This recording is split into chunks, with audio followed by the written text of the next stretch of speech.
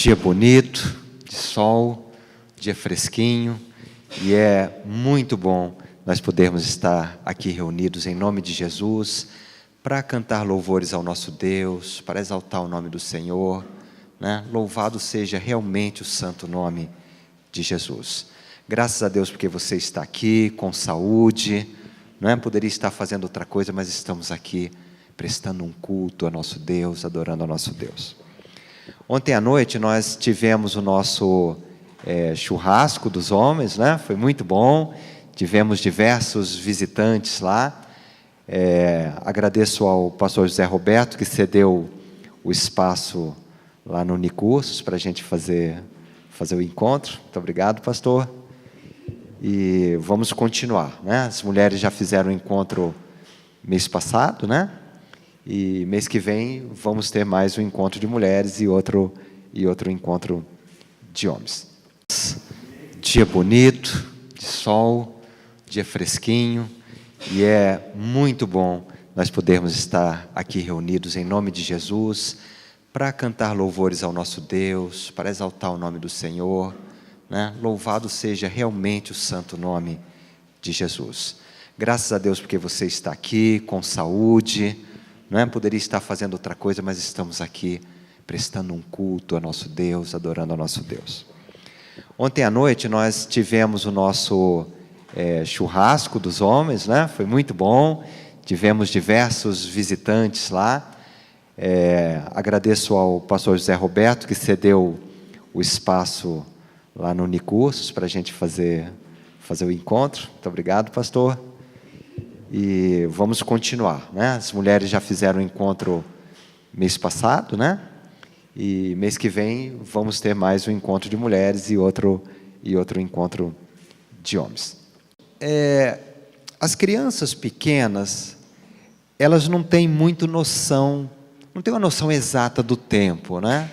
Todos nós aqui, ou a maioria de nós, somos pais e mães, e já tivemos aquela experiência de sair para uma viagem longa de carro, com os nossos filhos pequenos, e depois de 5 minutos, eles começam a perguntar se falta muito para chegar, né? Já está chegando? E aí, eles vão passar o resto da viagem fazendo a mesma pergunta a cada 5 minutos, né? Porque a criança realmente não tem essa noção exata do tempo. Por isso também, nós, quando somos crianças, ficamos muito impacientes e ansiosos quando nós temos que esperar alguma coisa, né? Esperar o próximo Natal é uma tortura, gente. Acaba o Natal, a gente fica pensando no próximo quando a gente é criança, né? Nosso aniversário, para ganhar presente. A criança tem essa coisa de ficar muito ansiosa por esperar as coisas. Se eu perguntar o que é ansiedade, todo mundo aqui vai saber responder, vai saber do que se trata, né? Porque todos nós experimentamos ansiedade nas nossas vidas. Agora, se eu pedir para você definir ansiedade, você vai ver que é bem mais difícil definir do que saber o que se trata, né? Pensa, o que é ansiedade? É difícil a gente definir o que é ansiedade, embora a gente saiba o que é, né? O dicionário Priberan, que é um dicionário de Portugal, da língua portuguesa, ele nos dá 2 definições básicas de ansiedade. Ele coloca a ansiedade como uma comoção aflitiva de um espírito, né? Que receia que uma coisa suceda ou não suceda. Então, uma comoção aflitiva de espírito que receia que algo aconteça ou que algo não aconteça. Então, eu temo que algo que eu desejo não aconteça, ou eu temo que algo que eu não quero aconteça. E isso causa uma comoção aflitiva, uma aflição na nossa alma. Então, basicamente, essa definição nos diz que a ansiedade é uma aflição que decorre de um medo. E a segunda definição é sofrimento de quem espera por algo certo, né? Que é certo de vir, ou impaciência. Então, uma outra definição de ansiedade, ou outro tipo de ansiedade, vou colocar dessa forma, é uma impaciência enquanto eu aguardo por algo que é certo, né? No primeiro caso, existe uma incerteza. Talvez aquilo vá acontecer, talvez não vá. Eu fico com medo, porque eu quero que aconteça e temo que não aconteça, ou vice-versa, né? Mas, nesse caso, existe um evento certo e eu me torno muito impaciente enquanto eu aguardo esse evento, e isso é ansiedade, né? Por exemplo, meu casamento é o mês que vem, e eu já fico aqui com os nervos à flor da pele, porque eu estou aguardando chegar a data, ou eu vou sair de férias, vou começar um trabalho novo, alguma coisa assim. Essa é a definição do dicionário. Em termos médicos, a ansiedade é um conjunto de sintomas causado pela liberação de substâncias pelo nosso sistema nervoso autônomo. Quer dizer, você não tem controle desse processo, e o nosso sistema nervoso autônomo, ele libera substâncias no nosso cérebro, na nossa corrente sanguínea, especialmente a adrenalina e a noradrenalina, que todo mundo já ouviu falar, né? E essas substâncias, elas têm um efeito vinculante que prepara o organismo para enfrentar um perigo ou fugir dele. Essa é a função da adrenalina, né? Então, o nosso corpo, nosso organismo é preparado. Quando a gente enfrenta um perigo, essas substâncias são liberadas e uma série de alterações fisiológicas ocorrem no nosso organismo. Nosso coração começa a bater mais rápido, nossa pupila se dilata, a gente começa a transpirar. Tudo isso é uma preparação para eu lutar ou fugir de algum perigo. A ansiedade, basicamente, é a maneira como o organismo se prepara para momentos de perigo iminentes, né? Sejam perigos reais. Por exemplo, eu estou caminhando no centro de uma grande cidade, no centro, na rua, e começa um tiroteio. Imediatamente eu percebo aquele perigo real e o meu organismo se prepara ou para eu enfrentar o perigo, para fugir do perigo, não é? Sair correndo, por exemplo. Mas também há perigos imaginários, não é? Por exemplo, eu fui demitido do meu emprego, agora nunca mais eu vou conseguir outro emprego. Isso é um perigo imaginário, esse perigo existe na minha cabeça, né? Então eu começo a achar que eu nunca mais vou conseguir outro emprego. Aconteceu isso comigo. Eu tinha 26 anos e fiquei desempregado, né? Quando eu fiquei desempregado, eu fiquei bem, não, eu confio em Deus, tal, mas a partir do momento em que o tempo começou a passar e eu não conseguia um emprego, eu comecei a pensar isso, não, eu nunca mais vou conseguir um emprego na minha vida. Então a gente faz isso, a gente começa a imaginar dos perigos, que são, na verdade, perigos imaginários mesmo, né? Mas não importa que o perigo seja real, e não importa que o perigo seja imaginário, o seu corpo vai reagir fisiologicamente da mesma forma. Então, a ansiedade antecede esses momentos de perigos. A ansiedade, ela causa diversas sensações corporais muito desagradáveis que todos nós conhecemos, não é? E essas sensações são tanto físicas como são psicológicas. As físicas, a gente pode citar falta de ar, dor no peito, frio no estômago. Os americanos chamam isso de borboletas no estômago, né? Acho que eles imaginam assim, um monte de borboleta batendo as asas no estômago, né? Esse frio no estômago que a gente fica na véspera de uma prova, por exemplo, alguma coisa assim, né? Transpiração, você começa a suar, tudo isso é preparação do corpo para enfrentar o perigo, né? Dor muscular, palpitação, diarreia. Tem gente que antes de uma prova, diante de uma entrevista de emprego, ela fica com diarreia, não para de ir no banheiro. Tudo isso é reação da ansiedade, né? E tensão. Os efeitos psicológicos, dentre outros, a gente tem medo intenso. Então, quando a gente está ansioso, você começa a ter medo, né? Preocupação constante. Então, você fica preocupado o tempo inteiro, vai dormir, fica preocupado, está no trabalho, você não consegue se concentrar porque você está preocupado com aquele perigo, né? Sensação de que algo ruim vai acontecer. Tudo isso, gente, são sintomas ou sensações que são sintomas identificados pela medicina, tá? Descontrole sobre os próprios pensamentos. Isso é muito importante, eu vou falar depois disso. Quando a gente está ansioso, a gente perde o controle dos nossos pensamentos, a gente começa a pensar de maneira compulsiva sobre aquele fator que desencadeou a ansiedade, né? Então, você não consegue parar de pensar. Você deita na cama, fica pensando naquilo. Você acorda, a primeira coisa que você pensa é sobre aquele fator que desencadeou a ansiedade. Mas isso é um sintoma também da própria ansiedade. Preocupação exagerada em relação à realidade. Às vezes nós estamos ansiosos porque existe realmente um problema que a gente está enfrentando no trabalho, na família. Mas o que caracteriza a ansiedade, pelo menos a ansiedade que se tornou um problema espiritual, um problema de saúde, é que a nossa preocupação ela é exagerada em relação àquele problema. Nervosismo, irritação, insônia, entre outros sintomas identificados, tá? A ansiedade já é considerada por alguns como o mal do século. Só que, apesar de ser um problema tão atual, ela existe desde que o ser humano existe, né? Então, desde que o homem é homem, existe a ansiedade.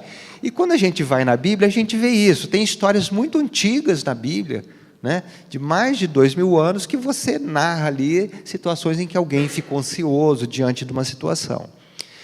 E o que a Bíblia tem a nos ensinar sobre a ansiedade? Opa! A Bíblia tem muito a nos ensinar sobre... Pode deixar, Rodrigo, acho que dá para ver. Pode deixar acesinho. E eu gostaria de desenvolver este sermão abordando esses tópicos. Qual é o problema com a ansiedade do ponto de vista bíblico, tá? O cristão não deve andar ansioso e como lidar com a ansiedade. Então, esse aí é mais ou menos o roteiro da pregação. Do ponto de vista bíblico, a ansiedade, ela se enquadra na primeira definição do dicionário que a gente viu, né? Que foi comoção aflitiva de espírito que receia que uma coisa suceda ou não. Então, a ansiedade é a aflição causada por nossos medos e temores. Ponto. Tá? A gente fica ansioso, pelo menos a ansiedade de que a Bíblia fala, porque nós ficamos aflitos em função dos nossos medos e temores. Espiritualmente falando, a ansiedade ela não é um pecado em si. A Bíblia não diz assim, ó, a ansiedade é pecado. Ela não fala isso. Mas a ansiedade é um sintoma de que algo não está bem conosco do ponto de vista espiritual. Não aquela ansiedade que é uma resposta para um perigo real e imediato, né? Um ladrão veio te roubar, tal, o seu corpo reage daquela forma, não. Mas essa ansiedade que a gente fica preocupado com os problemas, com os nossos medos, ela pode ser um sintoma de que algo não está bem conosco do ponto de vista espiritual. Ela tem origem no nosso desejo de controle sobre a vida. Na verdade, ela tem origem no fato de nós acharmos que nós temos controle sobre a vida. É daí que vem a nossa ansiedade, que nós podemos ter controle. E esse desejo de controle, no fundo, ele é fruto do pecado, que faz o homem pensar que pode viver a sua vida independente de Deus. Né? Então, nós achamos que nós podemos viver independente de Deus, e por causa disso, se eu vou viver independente de Deus, então eu preciso ter controle sobre a minha vida, eu preciso ter controle sobre as circunstâncias. Como se Deus não fosse soberano, não é? E como se Deus não estivesse no controle de todas as coisas. Então, essa é uma atitude pecaminosa. Não a ansiedade, mas o nosso desejo de achar que a gente tem controle sobre a vida, independente de Deus, como se a gente pudesse viver independente de Deus. Falando acerca dessa ilusão nossa de ter controle, Jesus, certa vez, indagou aos seus discípulos: se, portanto, nada podeis fazer contra essas coisas mínimas, por que andais ansiosos pelas outras? Jesus tinha feito uma pergunta para eles: olha, você não pode acrescentar um dia na sua vida, você não pode acrescentar um minuto à sua existência, Isso é o mínimo. Se você não pode fazer o mínimo, por que você se preocupa com as outras coisas? Não é? Então aqui, esse texto é interessante porque Jesus está ligando a ansiedade exatamente com a nossa preocupação. No fundo, nossa ansiedade, ela decorre da nossa falta de fé. Essa é a verdade. A ansiedade decorre da nossa falta de fé. Se eu vivo independente de Deus, então eu tenho que resolver as coisas por mim mesmo, já que eu não estou confiando em Deus para eu viver a minha vida. Porque existe a fé para a salvação, mas existe também a fé para nós vivermos a nossa vida. A gente vive pela fé. Paulo fala isso, o que não provém de fé é pecado. Não só a salvação, mas na verdade tudo. Tudo que não provém de fé é pecado. Quando os discípulos, certa vez os discípulos enfrentaram uma tempestade, os irmãos conhecem essa passagem, não é? E diz um dos textos que Jesus pegou um travesseiro, barquinho a remo, ou a vela, no mar da Galileia, e Jesus estava dormindo no meio de uma tempestade, num pequeno barco, não é? E os discípulos foram lá e acordaram Jesus. Eles falaram assim: mestre, não te importa que pereçamos? Eu me vejo aí, né? Porque assim, nós agimos assim. Quando a gente enfrenta um problema no trabalho, na família, na igreja, na vizinhança, não é assim que a gente faz? Fala assim: Deus, por que o Senhor não faz nada? Deus, o Senhor não se importa, o Senhor não liga, o Senhor não está vendo o que está acontecendo comigo. Não é assim como os discípulos agiram que a gente age também? Essa não é exatamente a nossa reação diante dos problemas da vida que a gente enfrenta? E interessante, porque depois de acalmar o vento e o mar, Jesus se dirige aos discípulos e diz assim: por que sois assim tímidos? Como é que não tendes fé? Então, aqui mais uma vez, Jesus mostra que a ansiedade dos discípulos está relacionada com a falta de fé. Não é? Porque se eles confiassem, bom, está uma tempestade aqui, numa situação normal, eu estaria morrendo de medo, porque a gente pode morrer. Mas como o mestre está no barco, eu não vou me preocupar. Isso teria sido fé. Mas quando eles acordam Jesus, para mostrar o perigo para Jesus, eles estavam mostrando a falta de fé deles. O autor de Hebreus, ele afirma que sem fé é impossível agradar a Deus, porquanto é necessário que quem se aproxima de Deus, primeiro creia que Ele existe, mas depois que Ele é galardoador dos que o buscam. Ou seja, se eu busco a Deus, Deus me recompensa. E isso é fé. Eu tenho que crer nisso. Não como a teologia da prosperidade tem pregado, que Deus vai me dar tudo o que eu quero, ou que se eu sou um cristão eu nunca vou ficar doente. Não, não é isso. Mas é aquela convicção, aquela confiança interior de que quando eu busco a Deus, Deus me recompensa, Deus cuida de mim, Deus se importa conosco. Então, diante dos nossos medos e temores, nós deveríamos, primeiro, crer que Deus está no controle da situação. E isso é soberania de Deus. Jesus falou: um pardal não cai em terra sem que Deus permita. Então, quando eu entendo quem Deus é, e eu não consigo crer em Deus, eu não consigo ter fé, se eu não souber exatamente quem Deus é, conforme revelado nas Escrituras, eu vou crer que Deus está no controle da situação, mesmo diante de uma dificuldade que eu esteja enfrentando. Segundo, eu vou crer que Deus se importa conosco, comigo, e que Ele cuida de mim.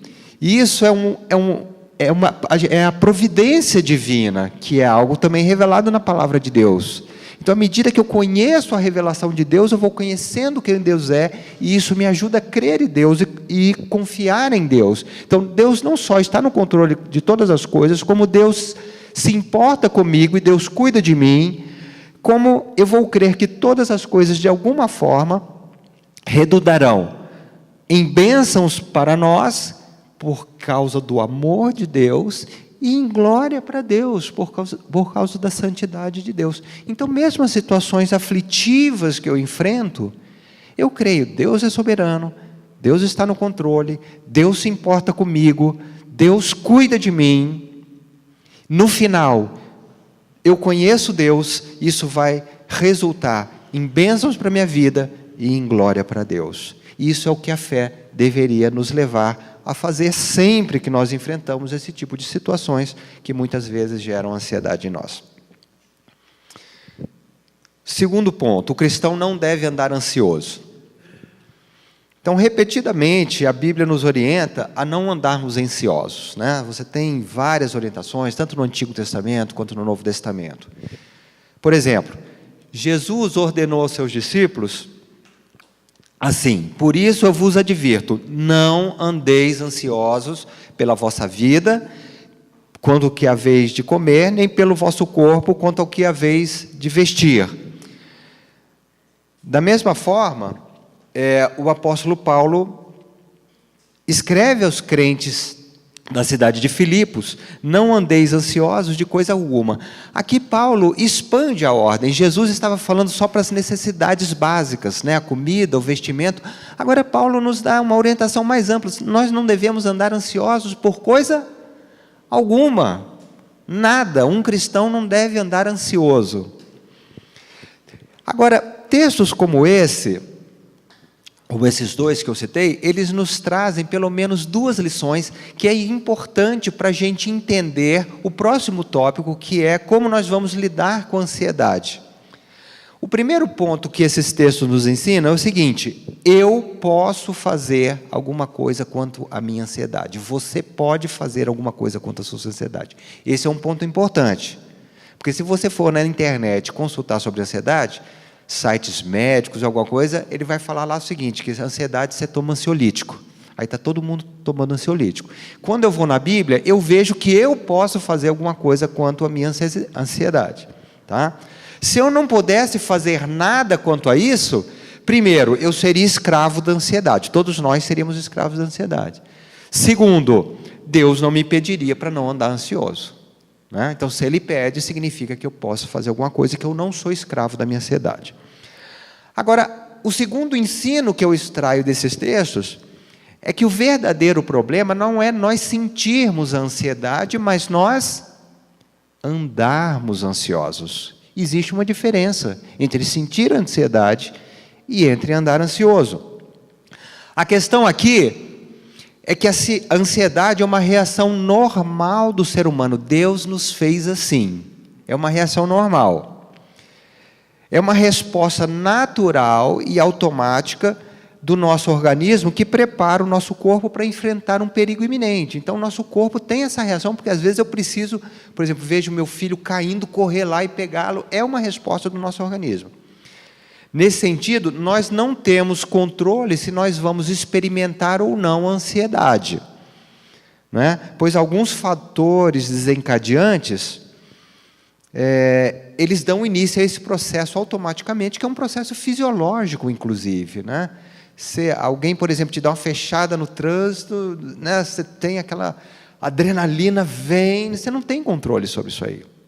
Porém, o que nós faremos depois que a ansiedade chega, depois que a ansiedade vem, é o que importa para nós como cristão. Está certo isso? Bom, eu não tenho controle se eu vou sentir ansiedade, mas o que importa não é se eu sinto ou não, mas é o que eu vou fazer depois que eu identifico a ansiedade em mim.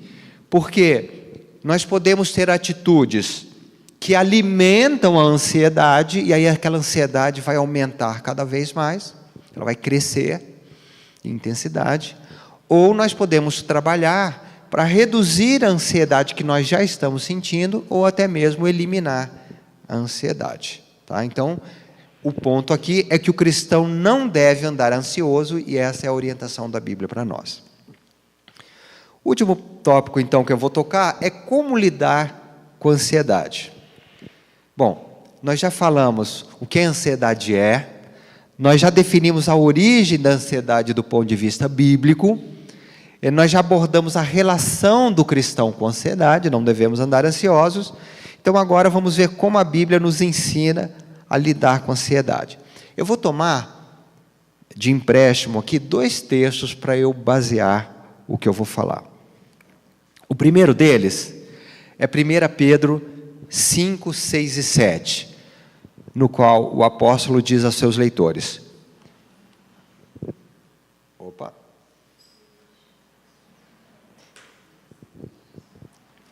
humilhai-vos, portanto, sob a poderosa mão de Deus, para que Ele, em tempo oportuno, vos exalte, lançando sobre Ele toda a vossa ansiedade, porque Ele tem cuidado de vós.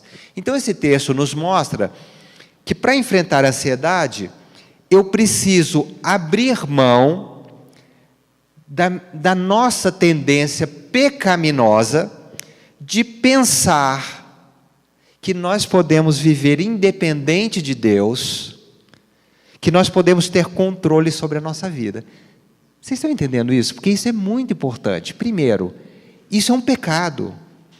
E eu preciso abrir mão dessa tendência que nós temos, que é uma tendência pecaminosa, de pensar que eu posso viver independente de Deus. Como se Deus, não fosse soberano, como se Ele não tivesse no controle de todas as coisas. Então, nós devemos fazer o que Pedro estava falando aí, nós devemos estar submissos a Deus, nos colocarmos debaixo da poderosa mão de Deus, humildemente, reconhecendo que o Senhor é soberano e que Ele está no controle de todas as coisas. Segunda coisa que esse texto nos mostra é que nós devemos ter fé, crendo que Deus se importa conosco e que Ele cuida de nós, porque Ele tem cuidado de nós, e que Ele é galardoador dos que o buscam. Não é essa fé que nós precisamos ter? Que Deus é galardoador do que os buscam? Então eu preciso abrir mão do meu pecado, de querer viver independente de Deus, de achar que eu posso viver independente de Deus, de achar que eu posso ter por mim mesmo o controle da minha vida e das circunstâncias. E segundo, eu preciso ter fé e crer que Deus cuida de mim, e que Deus está cuidando de mim. Agora veja, esse texto ele nos mostra as atitudes básicas que nós precisamos ter para lidar com a ansiedade. Então, são atitudes que vêm antes, elas são básicas, Eu preciso abrir mão do pecado da independência e eu preciso crer em Deus. Agora, um outro texto nos dá, que era o slide que eu queria botar antes, Eu acho que eu passei em dobro. Mas o outro texto que eu queria tomar aqui para continuar nessa análise de como lidar com a ansiedade é Filipenses 4, de 4 a 8. Esse texto ele é muito útil e ele nos traz aqui alguns conselhos, mas conselhos mais práticos. 1 Pedro nos dá atitudes e aqui conselhos mais práticos. Primeiro, alegrai-vos no Senhor, outra vez digo, alegrai-vos. Deus nos chamou para viver uma vida de alegria. Vamos repetir isso? Deus nos chamou para viver uma vida de alegria. Se você não está alegre, você precisa dar uma paradinha, e você precisa ir para o seu quarto, sondar o seu coração e orar e ver o que está acontecendo. Aliás, nós deveríamos fazer uma faxina de alma todo dia, A gente toma banho, a gente faz nossas necessidades, mas então a gente limpa o corpo, mas a gente não limpa a nossa alma diariamente. E às vezes a gente vai acumulando lixo no nosso coração, e quando a gente vê, a gente está sem paz, a gente está se sentindo vazio, a gente está triste, não tem alegria, porque a gente não faz essa limpeza da alma diariamente. Então Deus nos chamou para viver uma vida de alegria. Aliás, alegria, se você for lá em Gálatas 5, você vai ver que é um dos frutos do Espírito. Quando nós estamos cheios do Espírito, um dos frutos na nossa vida é a alegria. Segundo conselho bem prático: em tudo sejam conhecidas diante de Deus as vossas petições pela oração e pela súplica. Ore, peça, suplique, lance a sua ansiedade diante de Deus. Essa é a maneira bíblica de lidar com a ansiedade, não é? Nos lembramos da parábola do juiz iníquo, em que aquela mulher humilde bate na casa dele, insiste, ele nem queria atender, mas por causa da insistência daquela mulher, aquele juiz julgou a causa dela. E Jesus usou essa parábola para falar da necessidade de nós orarmos com insistência, com persistência, de sermos constantes na oração. E se alguma coisa está tirando a nossa paz, está nos trazendo medo, temor e ansiedade, nós precisamos colocar isso diante de Deus, né? Às vezes a gente lê as coisas e não pensa, né? Suplicar significa implorar, gente. Significa pedir com insistência, com rogos, não é? É assim que nós devemos orar quando nós estamos ansiosos, não é? Agora tem um terceiro conselho que é muito importante e deve ser tomado junto com o segundo, com ações de graça. Porque muitas vezes, quando nós estamos passando por um problema, a gente vai orar, mas a gente fica assim, só pedindo e se lamuriando, né? E pedindo, e pedindo, e pedindo. Mas tem um segredo aqui nesse texto. Depois de pedir e colocar para fora o que lhe aflige, o que está tirando a sua paz, mude de atitude e comece a agradecer a Deus. Não fica só naquela ladainha de pedir, não. Pedir é importante, primeiro, porque Jesus mandou, porque Deus manda. Segundo, porque quando a gente ora, a gente coloca para fora o lixo do nosso coração. Isso é terapêutico, isso ajuda a mudar o nosso ânimo, o nosso estado de espírito. Mas não fica só pedindo, não. Pediu, cansou de pedir, pediu tudo quanto você quis, implorou, acabou. Então agora comece a agradecer a Deus, porque Ele cuida de você. Comece a agradecer a Deus, porque Ele está no controle. Comece a agradecer a Deus, porque Deus é soberano, porque não há nada que Ele não possa fazer. Amém? Já pediu? Então comece a orar e agradecer. Amanhã você faz de novo. De noite você faz de novo, não tem problema. Mas agora você terminou, comece a agradecer a Deus e ponto. E um outro conselho extremamente importante. Depois disso, uma vez que você já orou, uma vez que você agradeceu a Deus, não volte a alimentar todos aqueles pensamentos negativos que o levaram a ficar ansioso. Vocês lembram que a ansiedade ruim, na maioria das vezes, é uma ansiedade que vem de um problema imaginário, né? Eu nunca mais vou conseguir um emprego na minha vida. Isso é um problema imaginário, gente. Né? Aí a situação do país está ruim, minha empresa vai falir. Isso é um problema imaginário, isso não aconteceu e não está acontecendo. Você que está imaginando, você que está projetando. Se você continuar a pensar essas coisas que você estava pensando e que te levaram à ansiedade, o que vai acontecer? A ansiedade vai voltar. Então você precisa parar de pensar negativamente e pensar biblicamente. E como é que a gente pensa biblicamente? Pensando no que é verdadeiro, ou seja, a palavra de Deus é a verdade, né? A tua palavra é a verdade. Então a gente precisa pensar. Quer ver uma coisa que a gente pensa que é mentira? Eu tenho que fazer isso. Na maioria das vezes, quando a gente fala eu tenho que fazer isso, é mentira. Você não tem coisa nenhuma, você quer, você gostaria, né? Você tem o desejo de que alguma coisa aconteça como você quer. Mas se não acontecer, a única coisa que vai resultar é que você vai ser contrariado e mais nada. Mas a gente fala, eu tenho que fazer isso. Isso é uma maneira da gente gerar ansiedade em nós. Porque se você tem e aquilo não está acontecendo, então você vai ficar ansioso. Então, pensar no que é verdadeiro, pensar no que é respeitável, no que é justo, no que é amável, no que é de boa fama, no que é puro. É isso que e isso é um exercício, né? Tem um livro, A Celebração da Disciplina, né? Em que o autor aborda essa questão dos nossos pensamentos. A gente deixa, normalmente, os nossos pensamentos correr, vagar por onde ele quer. E nós precisamos aprender a ser disciplinados na nossa maneira de pensar. Por exemplo, se eu estou estudando, eu não posso deixar minha mente vagar por onde ela queira. Eu tenho que aprender a concentrar naquilo que eu estou fazendo, não é? Se eu estou orando, eu não posso deixar minha mente vagar por onde ela queira. Eu tenho que disciplinar os meus pensamentos para que eu me concentre naquilo. Então, agora que eu tive pensamentos negativos que me deixaram ansiosos, eu identifiquei a minha ansiedade, eu procurei me alegrar, eu orei, eu dei graças a Deus, agora eu não vou voltar àquele pensamento. E toda vez que minha mente quiser voltar pensar aquelas coisas negativas, eu falo, não, isso aqui eu não quero pensar.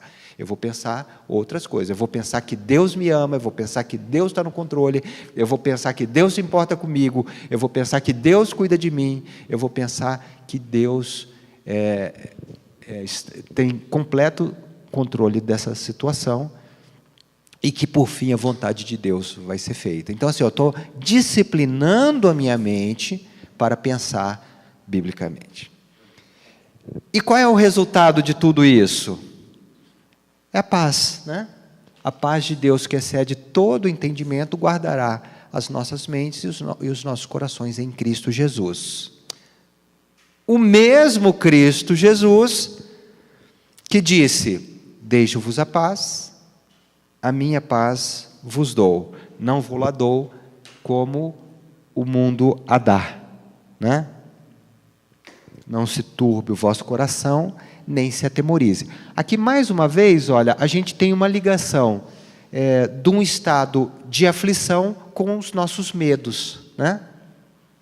Estado de aflição com os nossos medos. Então, Jesus está falando assim, tire a aflição do seu coração e receba a minha paz.